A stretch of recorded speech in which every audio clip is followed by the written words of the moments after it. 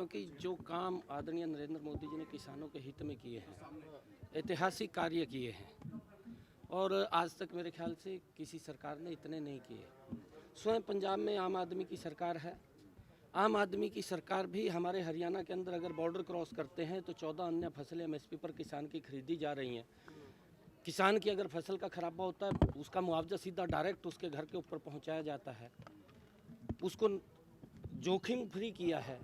परंतु अगर हम पंजाब के अंदर देखें, पंजाब के अंदर किसानों की हालत बड़ी ख़राब है और ये वहाँ पर किसानों से अपील करना चाहूँगा, क्योंकि इससे लोगों के अंदर भी एक स्थिति इस प्रकार की, क्योंकि उनके जो कार्यक्रम होते हैं कहीं ना कहीं दिक्कत का सामना करना पड़ता है।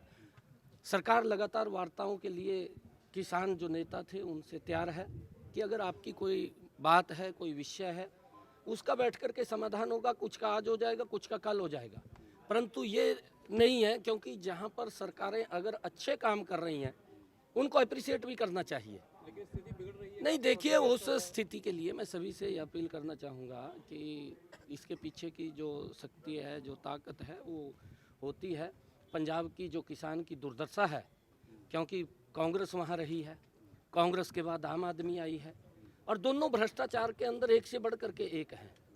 कांग्रेस ने जो भ्रष्टाचार किया, किसान को राहत नहीं पहुंचा पाई।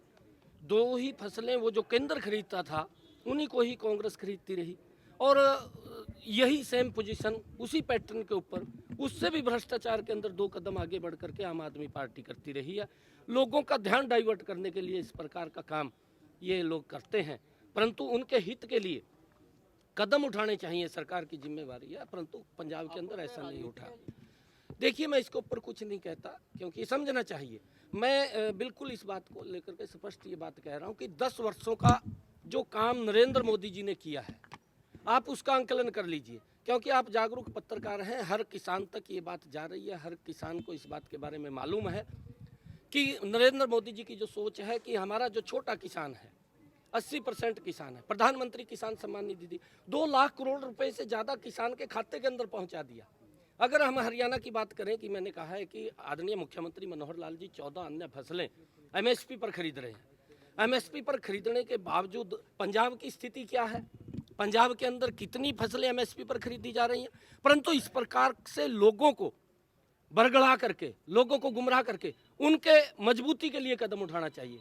किसान कैसे खुशहाल हो उसके बारे में सोचना चाहिए, किसान को बरगलाना नहीं चाहिए। पंजाब के मुख्यमंत्री आम आदमी पार्टी और कांग्रेस कह रही है हम समर्थन में हैं किसानों के, और पंजाब के मुख्यमंत्री देखिए, जब कोई व्यक्ति ने कुछ किया नहीं किसानों के लिए, ना तो कांग्रेस ने किया, कांग्रेस ने अगर किया तो श्वेत पत्र जारी करे, वो बताए कि 55 साल तक इस देश के ऊपर शासन एक परिवार का, कांग्रेस का रहा है। 55 सालों में किसान की मजबूती के लिए क्या कदम उठाया है, वो श्वेत पत्र जारी करे। और अभी मेरे ख्याल से 2.5-3 वर्ष आम आदमी पार्टी के हो गए हैं। आम आदमी पार्टी ये श्वेत पत्र जारी करके बताए, वहाँ के मुख्यमंत्री बताएं कि हमने किसान के हित के लिए कदम उठाए हैं।